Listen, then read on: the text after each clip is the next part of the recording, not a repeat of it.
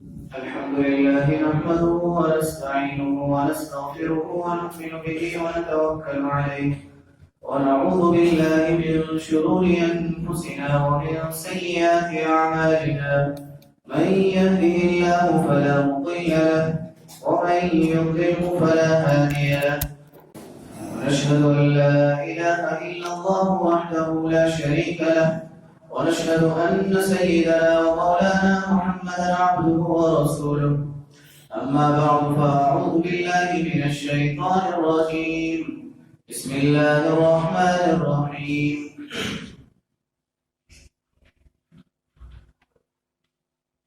وقرن في بيوتكن ولا تبرجن تبرج الجاهلية الأولى وأقمنا الصلاة وآتينا الزكاة وأطعنا الله ورسوله إنما يريد الله ليذهب عنكم الرجس أهل البيت ويطهركم تطهيرا واذكرن ما يتلى في بيوتكن من آيات الله والحكمة إن الله كان لطيفا خبيرا صدق الله العظيم. السلام عليكم ورحمة الله وبركاته.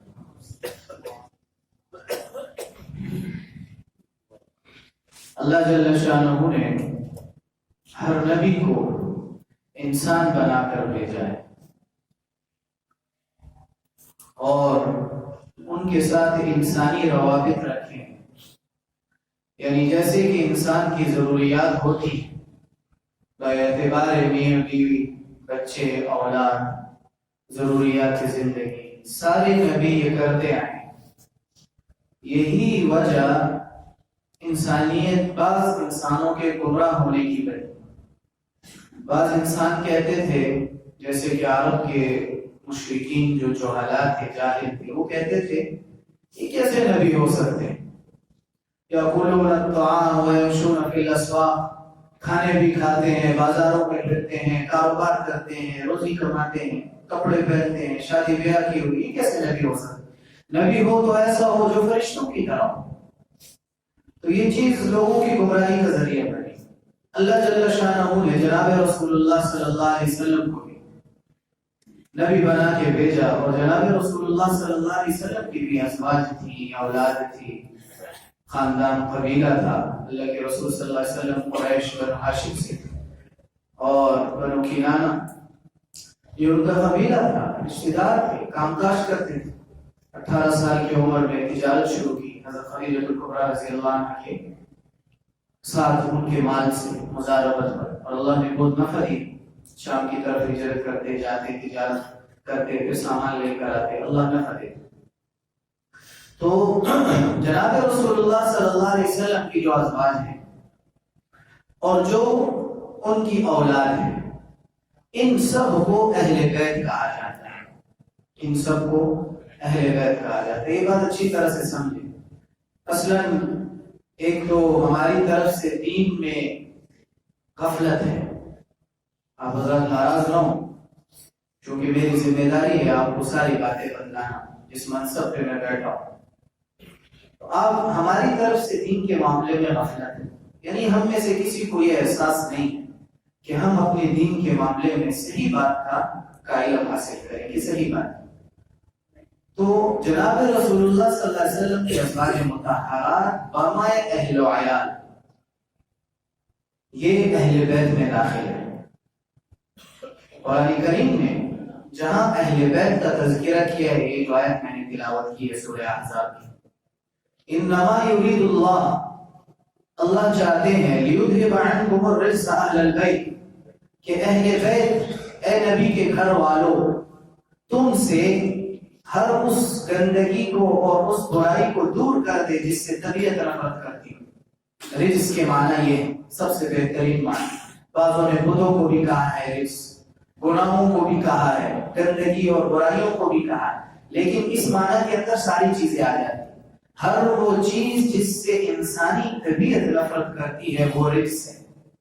اللہ کہہ رہے ہیں کہ میں نے یہ چاہا ہے کہ اللہ جل شانہ نبی علیہ السلام کے گھر والوں سے برائی کو دور کر دیں. برائی کو دور کر دے، رجس کو دور کر دے، گندگی اور ناپاکی کو دور کر دے، وَيُطَهِّرَكُمْ تَطْهِيرًا، اور تمہیں پاک کر دے، ہر قسم کی برائی سے پاک کر دے۔ اس آیت میں اہل بیت کی تفصیل جو حضرات صحابہ اور حضرات تابعین سے منقول ہے، جن میں حضرت مقاتل رحمہ اللہ تابعین میں سے، قتادہ ہیں، حضرت عبداللہ ابن عباس رضی اللہ عنہ جو مفسر قرآن ہیں، وہ فرماتے ہیں کہ اہل بیت سے مراد ازواج مطہرات ہیں، اللہ کے رسول صلی اللہ علیہ وسلم کی بیوی، لیکن دیگر احادیث اور آیات کو مد نظر رکھتے ہوئے اللہ کے رسول صلی اللہ علیہ وسلم کی بیٹی حضرت فاطمہ الزہرا رضی اللہ تعالی عنہ، حضرت علی رضی اللہ عنہ، حضرت حسن، حضرت حسین رضوان اللہ تعالی علیہ مجمعین، یہ بھی ان کے ساتھ شامل ہیں۔ یہ اہل بیت ہیں، یہ سارے اہل بیت ہیں، اللہ کے نبی کے گھر والے۔ اب اللہ کے رسول صلی اللہ علیہ وسلم کے گھر والے، جن میں حضرت فاطمہ، حضرت علی، حضرت حسن اور حسین رضوان اللہ تعالی علیہ مجمعین، ازواج مطہرات ساری کی ساری، ان کا مرتبہ بہت عام لوگوں سے بہت بڑا ہوا ہے، اس وجہ سے کہ ایک مرتبہ تو ان کو حاصل ہے صحابی اور صحابیہ ہونے کی وجہ سے، ایک مرتبہ ان کو حاصل ہے جناب رسول اللہ صلی اللہ علیہ وسلم کے ساتھ رشتہ داری کی وجہ سے، دو مرتبے ہیں، لہذا ان کے مرتبے بہت بلند ہیں، ان کے ساتھ محبت ایمان کی علامت ہے، ان سے بغض نفاق کی علامت ہے۔ اب ان میں جو آج ہمارا مضمون ہے، دراصل مسائل تو رجب کے چل رہے تھے اور آج شب معراج کا کی وضاحت دینی تھی اونٹوں کی حیثیت سے، لیکن آج حضرت علی کرم اللہ وجہ، ان کی ولادت بسعادت، اس کے اعتبار سے حضرت علی کرم اللہ وجہ کے حوالے سے، اور آگے پھر 22 رجب حضرت امیر معاویہ رضی اللہ عنہ ان کے حوالے سے چند باتیں میں نے کہا عرض کر دوں، چونکہ اس بارے میں ہمیں کچھ اور بتلایا گیا، حقیقت سے ہم پہلے ہی ناواقف، ہمارے اندر طلب بھی نہیں اور بتلایا بھی الٹا گیا ہے، اور ہمارے اندر جیسے یہ گونڈوں کی رسم میں نے بیان کی تھی پچھلے جمعے میں بھی، کہ در حقیقت امام جعفر صادق سلام اللہ علیہ و رضوانہ، ان کی کوئی نہ پیدائش کا دن ہے نہ ان کی وفات کا دن ہے۔ یہ رافضیہ اور شیعہ اہل تشیع ان کے دلوں میں حضرت امیر معاویہ رضی اللہ عنہ کا بغض ہے، صحابہ کا بغض ہے، تو انہوں نے ابتداءً چھپکے چھپکے یہ کام شروع کیے اس دن خوشی منانے کے لیے۔ پھر جب بات واضح ہوئی کہ بھائی اب چھپکے نہیں کر سکتے، تو پھر نام دے دیا اس کو حضرت امام جعفر صادق رحمہ اللہ، ان کی ولادت کا دن ہے، اور اس میں پھر خوشیاں مناتے چھپ چھپ کے۔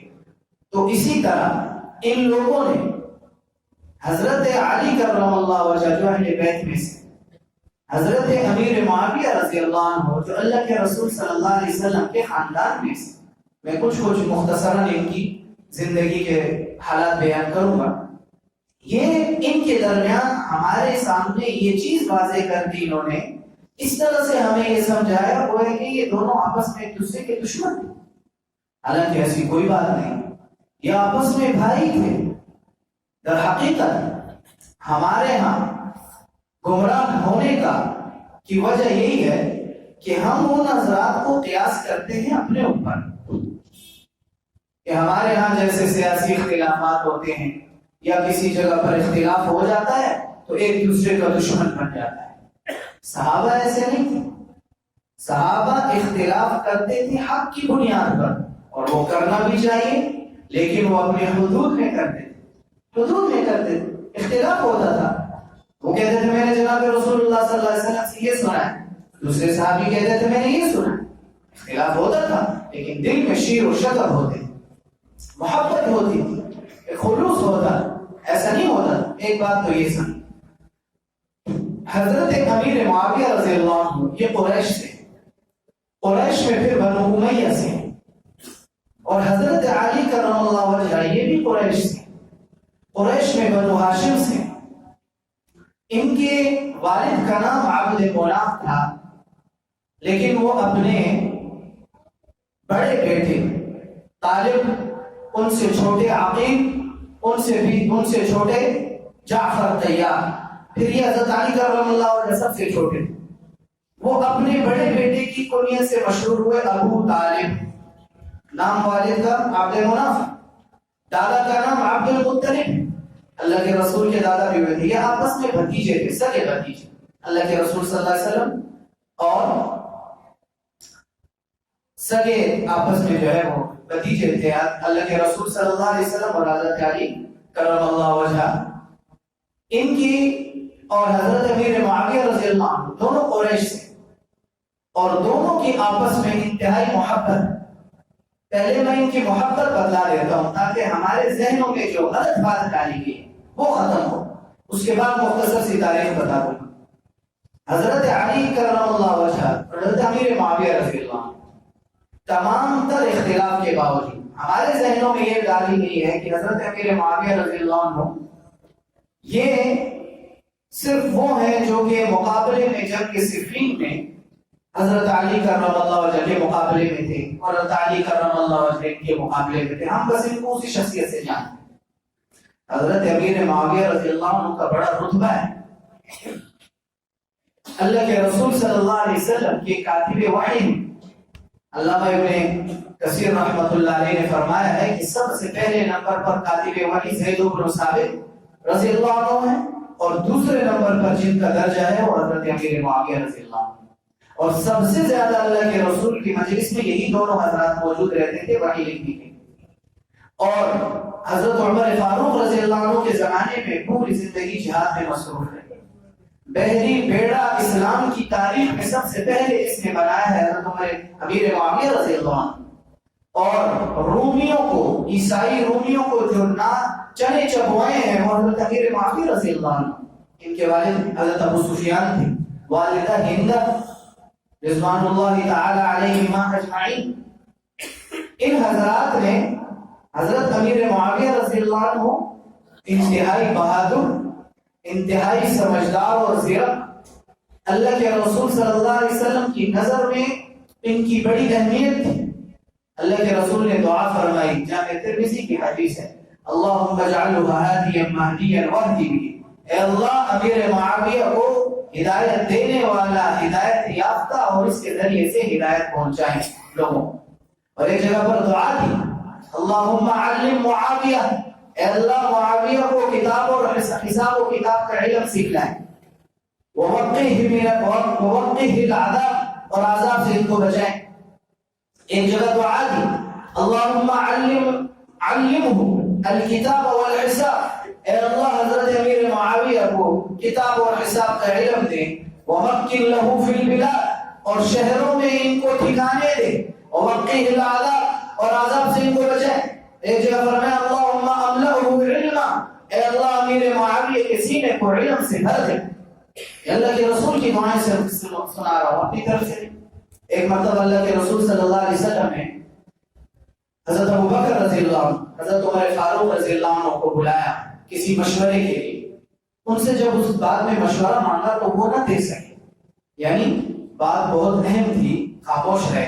تو فرمایا ادعو معاویہ، اللہ کے رسول نے فرمایا معاویہ کو بلا، فاحذروا امرکم، اس کے سامنے اپنے معاملے کو رکھو، فإنہ قوی امین، اس وجہ سے کہ قوی بھی ہے تو مشورہ بھی دے گا، امین بھی ہے تو صحیح مشورہ دے گا، غلط مشورہ نہیں دے گا. جس کی امانت کی وضاحت اور اس کی گواہی امام الانبیاء ہے. تو اگر آپ یہ کہتے ہیں وہ ایسا ہے تو آپ امام الانبیاء کے بات کو جھوٹا قرار دیتے ہیں اور امام الانبیاء کے اوپر تہمت باندھتے ہیں. اور یہ بات آپ خود سمجھتے ہیں کہ امام الانبیاء جناب محمد صلی اللہ علیہ وسلم، ان کی بات کو جھٹلانا، ان پہ تہمت لگانا اور یہ کہنا کہ وہ جھوٹ کہے، انہوں نے جھوٹ کہا ہے، نعوذ باللہ من ذالک. اس بارے میں آپ خود فیصلہ کریں کہ اس شخص کے ایمان کی کیا حالت ہوگی. جس شخص کی امانت اور قوت کی گواہی امام الانبیاء دے تو کون ہوگا جو اس سے بڑھ کر کہے گا کہ یہ ایسا نہیں ہے؟ جب امام الانبیاء کہہ رہے کہ وہ امین ہیں تو بعد میں میں کیا حق رکھتا ہوں، میری کیا اوقات ہے کہ میں کہوں کہ وہ ایسے نہیں ہے؟ اس لیے اگر کوئی شخص اس زمانے میں یا اس کے پچھلے زمانے میں حضرت امیر معاویہ رضی اللہ عنہ کے متعلق اس نے زبان دراز کی برے الفاظ سے، تو اس کا معنی یہ ہے کہ وہ حضرت محمد صلی اللہ علیہ وسلم کی نکلے ہوئے الفاظ کو یہ کہنا چاہتا ہے کہ انہوں نے جھوٹ کہا۔ کیوں؟ جناب رسول اللہ صلی اللہ علیہ وسلم کی زبان سے صرف حق نکلتا ہے۔ وما ينطق عن الهوى ان هو الا وحی یوحى، یہ سچ ہی کہتے ہیں اور جو کہتے ہیں وحی کے ذریعے سے کہتے ہیں، اپنی طرف سے نہیں کہتے۔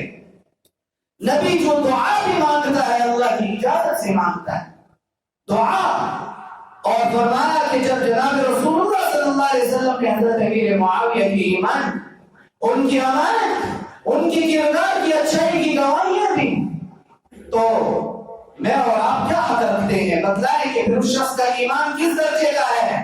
عقلاً سوچے، وہ انکار کر رہا ہے محمد صلی اللہ علیہ وسلم سے کے زبان سے نکلے ہوئے الفاظ پر کہ وہ انہوں نے پھر جھوٹ کہا ہے۔ کیونکہ دو ہی باتیں ہیں، یا تو ایسا ہوگا جو یہ شخص کہہ رہا ہے، یا یہ کہ جناب رسول اللہ صلی اللہ علیہ وسلم کی بات ٹھیک ہوگی۔ تو بات کس کی ٹھیک ہے؟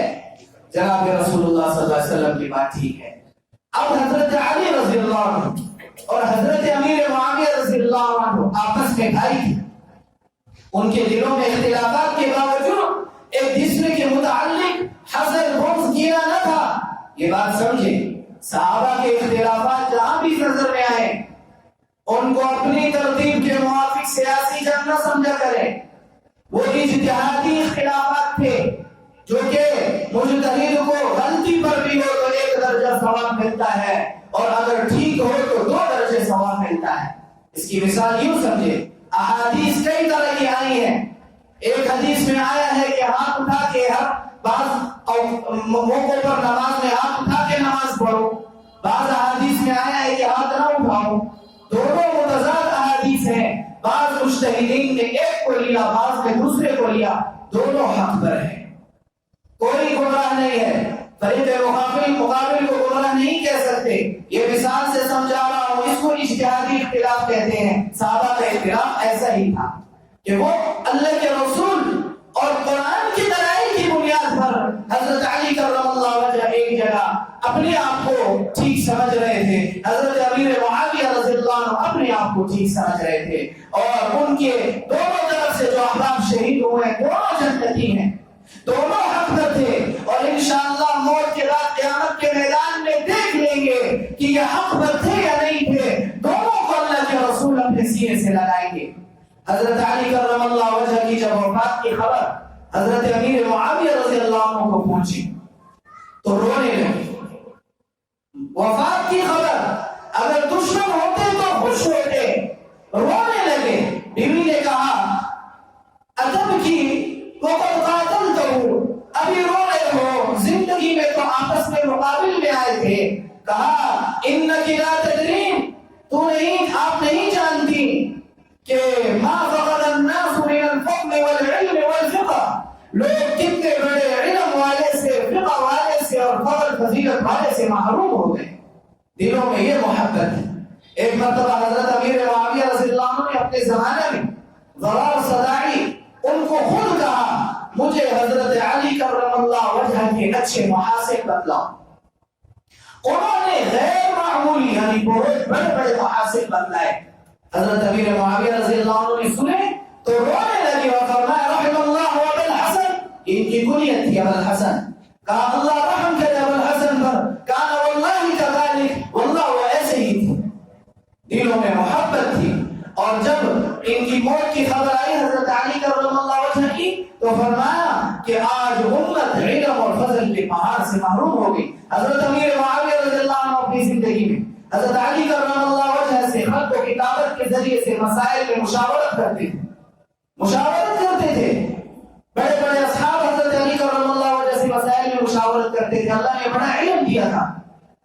ان کی محبت آپس میں نمونہ بتا رہا ہوں، احسار اس مختصر وقت میں مشکل ہے، یہ چند باتیں میں نے عرض کی ہیں۔ یوں محبت تھی حضرت علی کرم اللہ وجہ، حضرت میں نے بتایا کہ عبد المطلب ان کے دادا تھے اور اللہ کے رسول صلی اللہ علیہ وسلم بچپن سے ہی کہ اللہ کے رسول کی کفالت میں رہے۔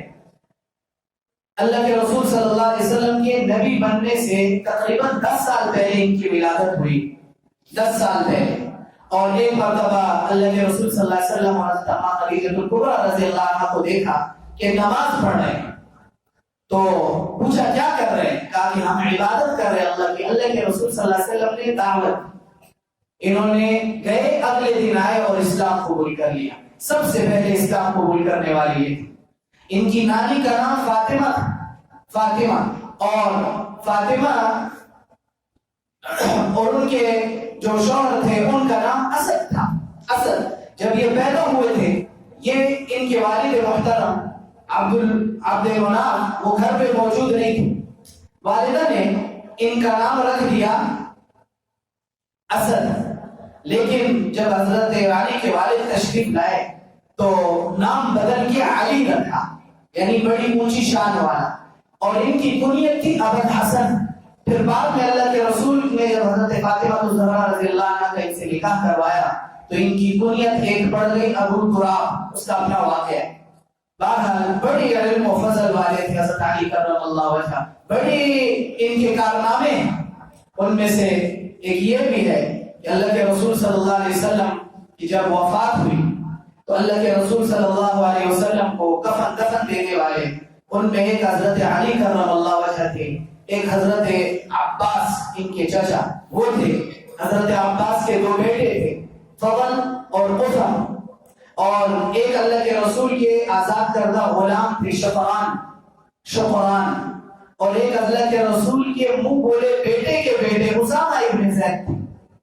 حضرت عباس رضی اللہ عنہ اپنے دونوں بیٹوں کے ساتھ اللہ کے رسول صلی اللہ علیہ وسلم کے جسد مبارک کو کروٹ دیتے، اور حضرت علی کرم اللہ وجہ وہ اوپر سے کپڑوں پر، گیلے کپڑوں پر ہاتھ پھیرتے، حضرت شفران اور حضرت زید اور اسامہ ابن زید وہ پانی ڈالتے، اور قبر میں اتارنے والوں میں بھی حضرت علی کرم اللہ وجہ، اتارنے والوں میں بھی یہ موجود، اور ان کو حضرت ابوبکر رضی اللہ عنہ کی خلافت میں انہوں نے ان کے ہاتھ پہ گئے، حضرت عمر رضی اللہ عنہ کی خلافت میں ہاتھ پہ گئے، حضرت عثمان غنی رضی اللہ عنہ کی خلافت میں ہاتھ پہ بیعت کی اور خصوصی معاون اور مشیر رہے۔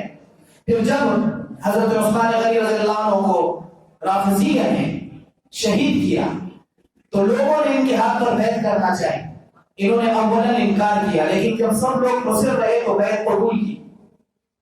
بروز جمعرات اس بیعت کو قبول کیا، اور سن 35 ہجری میں، سن 35 ہجری تھی، اس میں بیعت کو قبول کیا۔ ٹوٹل خلافت کی مدت 4 سال 9 ماہ ہے، خلافت خلیفہ جو رہے، اور خلیف دارالخلافہ عراق کا ایک شہر ہے کوفہ، اس کو بنایا، اس وجہ سے کیونکہ مدینہ میں اس وقت رافضیہ اور دشمنان اسلام کا بڑا جھمگٹا تھا، جنہوں نے حضرت عثمان رضی اللہ عنہ کو شہید کیا اور ان کو اور بدبخت بنے، تو کوفہ چینج کیا دارالخلافہ تاکہ یہ شور دب جائے، اور سب سے پہلا جو خطبہ پڑھا اس میں کہا، یہ بات فرمائی کہ لوگوں، انسانوں کی جانیں اور مسلمانوں کی جانیں اور عزت اللہ کے ہاں بہت محترم ہے، بہت احترام والی ہے، کسی کا خون نہیں بہنا چاہیے۔